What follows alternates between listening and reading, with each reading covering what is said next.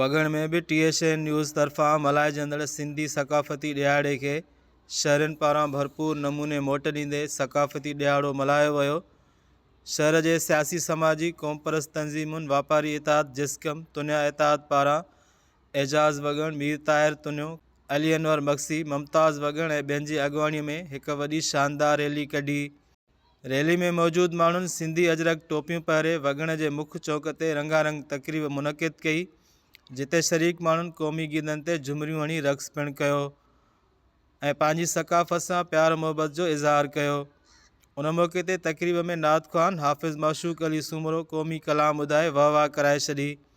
तक़रीब खे ख़िताब कंदे मुमताज़ वगण, मीर ताहिर तुनियो, एजाज़ वगण, सईद जानी तुनियो, कामरान पंवर, अली अनवर मक्सी ऐं ॿियनि चयो त ईद जो ॾियारो आहे क़ौमी काज आहे पूरी दुनिया के अंदर सिंधी इन क़ौमी काज के भरपूर नमूने से मल्हाए रहिया आहिनि। पंहिंजी सिंध जी जेका सकाफ़त आहे, पंहिंजो जेको लिबास आहे, जेका रहणी कहणी आहे, जेको असां लिबास ओढ़ियूं था, ख़ासि करे अजरक ऐं टोपी जेको दुनिया में मशहूरु आहे, ऐं उन पंहिंजी इन सकाफ़त खे ज़ाहिर करण जे लाइ असां गॾु थींदा आहियूं। पुराणी क़दीम आहे ऐं उनजी जेका तहज़ीब आहे उहा बि क़दीम आहे। असां पुराणा आहियूं, असांखे जेके टोण जूं ॻाल्हियूं था कनि उहे इंशाअल्लाह पाण टुटी वेंदा, छो त जेॾीमहिल बि ही जोगी जाॻिया पोइ सूर न रहंदा साॻिया, दमादम मस्त कलंदर, दमादम मस्त कलंदर थींदो इंशाअल्लाह। बानी सिंधी मीडिया जी जंहिं फर्स्ट टाइम खां वठी इन कल्चर डे खे जेको आहे उजागर करण जे लाइ सिंधी मीडिया जो अहम किरदारु आहे।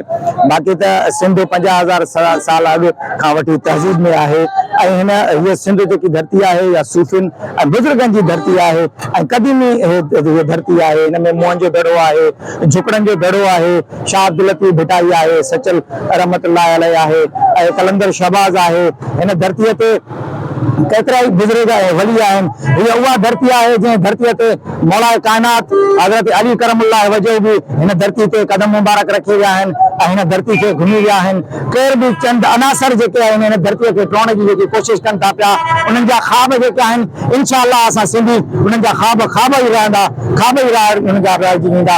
असां हीउ जेको ॾींहुं आहे इन ॾींहं जो असुल माना जेकी आहे एकता माना बदीअ जो ॾींहुं ऐं मज़बूतीअ जो ॾींहुं ऐं इंशाअल्लाह हर साल जीअं हिन साल बि वगण शहर में वापारी इतिहाद जे तरफ़ां जेकी हीअ रैली कढी वई, इन में तमामु वगण शहर जा जेके रहवासी आहिनि, बुज़ुर्ग ऐं मासूम ॿार जेके आहिनि उहे निकिता आहिनि ऐं हिन रैलीअ खे भरपूर जेको आहे सो इंजॉय कयो अथऊं। वगण शहर जे वापारी इतिहादनि जी वापारी इतिहाद जे जेके अॻुवान आहिनि उन्हनि जी महिरबानी आहे जिन वगण शहर जे लाइ इहा अहम रैली जेको आहे सो कढी वई।